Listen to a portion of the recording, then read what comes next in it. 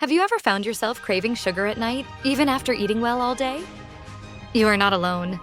Many people experience this sudden urge for cookies, soda, or snacks in the evening. It is not a matter of weakness or lack of discipline. Instead, it is your body's natural response to how your blood sugar has behaved throughout the day. Throughout the day, you might start strong with coffee and a light breakfast, then push through work stress and long hours. By evening, your energy dips. When your blood sugar spikes and then crashes too quickly, your brain panics, thinking you are in danger. It demands the fastest fuel it knows: sugar. This cycle can repeat, silently leading to cravings, low energy, mood swings, and even pre-diabetes before you realize it. The good news is you can break this cycle. Balanced meals, eating protein before carbohydrates, walking after eating, and getting consistent sleep help keep your blood sugar steady.